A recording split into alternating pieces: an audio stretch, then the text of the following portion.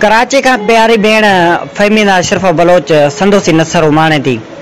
वक्त हालात कदे कदे इंसान के समुद्र के तह में किरल के पथरी जा गुम करे छॾींदा आहिनि। तूं मुंहिंजे हुजण जी दावा कंदे कॾहिं मुंहिंजो न हुए विछोड़े जे मुंहिंजे मन के पुरदा पुरदा कयो आहे। माजिद तूं चङी रीत ॼाणी थो त मूंखे विछोड़े खां हमेशह ख़ौफ़ ईंदो आहे। मूंखे अकेलो न कर माजिद, उहो सोचे आख़िर मां ॻोड़ा वण लॻा हुअसि। रोईंदे रोईंदे सुरकनि में पइजी वई। संदसि लुड़क उगण वारो माजिद उनखां घणो परे हो। हू दीवानी छोकिरी त खेसि घणो मज़बूत सम्झंदी हुई, पर दुनिया उनखे घणो अकेलो करे छॾियो। माजिद बि का आम मर्द निकितो जंहिंखे संदसि अंदर जे इज़ाइन सां को सरोकार न हो।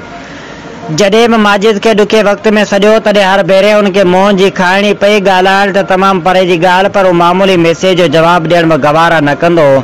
त वेल मोहबत एतबार खजी वेंदो हुअसि। प्यार मोहबत ऐं वफ़ा बेकार ॻाल्हियूं महसूसु थींदियूं हुअसि।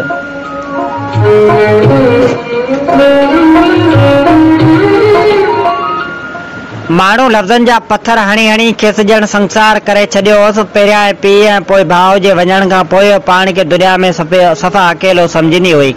हिकु माउ जी दौलत उन वटि हुई जेका हर पल दुआऊं कंदी हुई। लॻंदो हो त ॼण पीउ सां गॾु नसीब दफ़न थी वियो हुअसि। राति माजिद जो कयल मैसेज उन लाइ कंडनि जी सेज बणिजी वियो। हिन साफ़ साफ़ लफ़्ज़नि में लिखियो हो त मूंखे तोखां नफ़रत आहे। रूह खां वेझा इंसान इहे रूह रंजाईंदा आहिनि त उन्हनि खे एतबार ई न थिए आयो। पोइ माजिद बार बार सोरी करण लाइ मैसेज कंदो रहियो, पर संदसि चयल जुमिलो दिलि ते नक्श थी वियो हुअसि ऐं पंहिंजो पाण खां नफ़रत करणु लॻी हुई।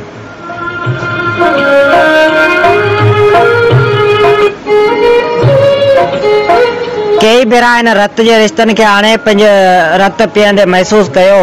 खेसि यादि हो त सालनि पुॼाणा हू जॾहिं पंहिंजे अबाणे ॻोठ वई हुई त ॻाल्हियुनि ॻाल्हियुनि में संदसि पुफी जा चयल लफ़्ज़ ज़हर कातिल खां बि वधीक कड़ा ऐं तकलीफ़ ॾियणु लॻंदा हुआ।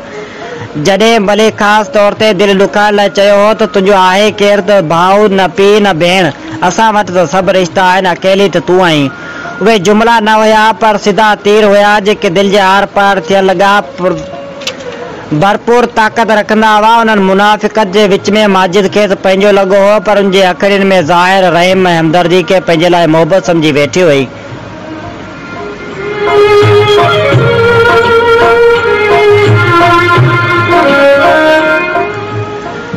तूं ख़ुशि रहंदी कर, उहो जुमिलो उनखे तंज़ लॻंदो हो। जॾहिं जॾहिं माजिद उहो जुमिलो लिखी मोकिलींदो हो त उन वेल मौला काइनात इमाम अली अलैहिस्सलाम जिन जो फरमान आथत बणिजी वेंदो हुअसि त ज़िंदगी उस्ताद खां वधीक सख़्तु हूंदी आहे। छो जो उस्ताद सबक़ ॾेई पोइ इम्तिहान वठंदो आहे, पर ज़िंदगी पहिरियां इम्तिहान वठंदी आहे ऐं पोइ सबक़ ॾींदी आहे। ज़िंदगी जे सफ़र में दिलि थकिजी पियो हुअसि त ॾाढो रुनी हुई। उन राति जॾहिं माउ जे हंज में मथो रखीसि एतिरो चयो आई, तमामु मां थकिजी पई आहियां। पोइ सुरकनि में पइजी हुई। अमड़ संदसि मथे ते प्यार ऐं बाज मात फेरींदे खेसि खोड़ दुआऊं ॾिनियूं हुयूं। हिकु ॾींहुं माजिद खां पुछो, माजिद समूरा इम्तिहान सिर्फ़ु मुंहिंजे हिसे में छो था अचनि?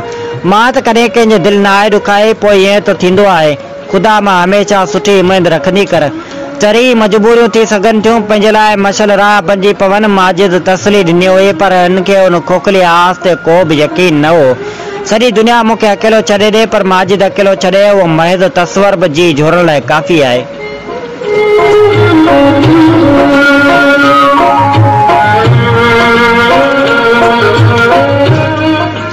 सभिनी खे ख़बर आहे तुंहिंजा ख्वाब सभिनी संदसि जे लाइ ॾोह बणिजी विया हुआ। सॼी ज़िंदगी हिन पोरियो करे चार दीवारी त ठाहे वरिती हुई, पर हिकु पल पुरसुकून ज़िंदगी जी ख्वाहिश मौज हिकु दीवाने जे ख्वाब जा लॻी रही हुई। सीमत ऐं सिरनि सां जुड़ियल जाइ खे उहो कॾहिं बि पंहिंजो घर बणाए न सघियो हो। हिन मुर्कनि जी तमन्ना कई हुई, पर ज़माने हर भेरे मुर्कनि जे बदिरां लुड़कनि जा तोहफ़ा ॾिना हुअसि। हू पंहिंजे ख़ानदान जे तमामु शौक़ शुगल ऐं ख़ुशि तबियत छोकिरी हुई, पर वक़्त ऐं हालतनि उनखे सभु कुझु फुरे वरितो हो। माजिद उन्हनि जो परे जो माइट हो। जॾहिं पहिरियों भेरो संदसि घर आयो त उनजे दिलि खे पहिरीं नज़र में इहो सादड़ो ऐं साफ़ इंसानु वणी वियो हो। हिन खे लॻो त ॼण सदियुनि जा रिश्ता जुड़ियल हुजनि। ऊंदाही ज़िंदगी में हू कंहिं आसरे जे हिकु रोशनी महसूसु थींदो, पर हिन जा ख्वाब उन वक़्तु बोरा बोरा थी विया हुआ। जॾहिं कावड़ विछां खेसि लिखंदो हो त तूं ख्वाब ॾिसणु छॾे ॾे, छो जो मां तोखे कुझु बि ॾेई नथो सघां। हुनमें मुंहिंजो क़सूरु न आहे, तूं पाण खे पाण ॾुख ॾेई रही आहीं। शायदि सच बि हो त हिकु तरफ़ी मोहबत जो इहो अंजाम थींदो आहे। ऐं काश काश कॾहिं तूं मुंहिंजी तकलीफ़ुनि खे सम्झी दुनिया वारनि सां गॾु मुंहिंजे पीड़ाउनि ते खिलण बदिरां ॿ लफ़्ज़ हथ जा ॾे। पर हक़ीक़तुनि जे बरक़्स हुई ॻाल्हि ॻाल्हि ते धिकार ऐं बेहसी ऐं बेवसी मुक़दर में लिखियल हुअसि। ज़िंदगी जे सफ़र में कंध वराए पोइते ॾिठाई त सारो रस्तो ॼण कंडा कंडा हो ॼमण सां ऐं सूर साण खणी आई हुई। उनखे कॾहिं बि तोजा न मिली। सदाई ॿियनि जे मुक़ाबले में घटि हैसियत में रखियो वियो। पीउ हूंदे बि यतीमनि खां बदतर ज़िंदगी गुज़ारे, छो जो यतीमनि ते लोक तरस खाईंदो आहे। उन्हनि ते कंहिं बि क़यास न कयसि।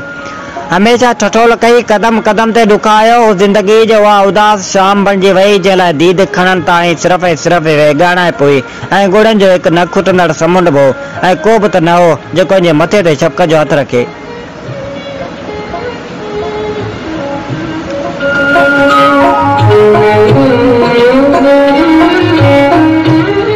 हुन अकेले साह जे लाइ छा न सठो। हुनजे घर वारनि खां वेंदे दोस्तनि ताईं जूं ॻाल्हियूं सख़्तु लहिजा ऐं ॿियो घणो कुझु, पर ख़ुदा शुरू खां ई सबर जे नेमत खां नवाज़ियो होसि। जे उहो ई जीअण आहे त मां हुन बेहस दुनिया में जीअण कॾो को छॾे चुकी आहियां। ज़िंदगी जे सनी ॾोर साहनि सां बदिल आहे। जे ॾींहुं सने साहनि जी ॾोर छिॼंदी ते ॾींहुं सभु जहिड़ा ख़तमु थी वेंदा। हुन सां हुजत कॾहिं जी तमामु थी चुकी हुई। हुनखां कुझु बि न घुरियो, सिर्फ़ु इज़त जी तलबगार हूंदे बि कॾहिं हुनखां इज़त न माणे सघी। हमेशह हिन मां भलाई ऐं बका जी आस रखी, पर हर भेरे मायूसी खां सवाइ कुझु बि न मिलियो। हर जोड़ जो लहिजो नफ़रत, धिकार, रंज ऐं बसि कंहिं बि रिश्ते जो साथ कोन निभायो हो। पीउ जे मरण खां पोइ ख़ानदान जे हर शख़्स पंहिंजे पंहिंजे तरीक़े सां ॾुकाईंदो रहियो।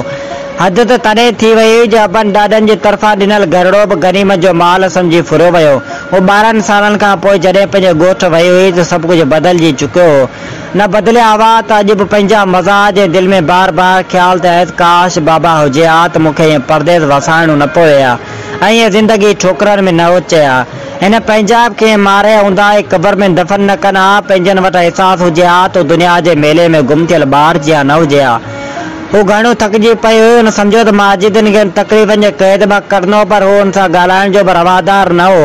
हुन लाइ सहारो त न बणिजो, पर रहंदो अंजन में ॾींहों ॾींहुं वाधारो थींदो वियो ऐं दुनिया जान जूं तहमतूं सुर ते लॻल हुयूं।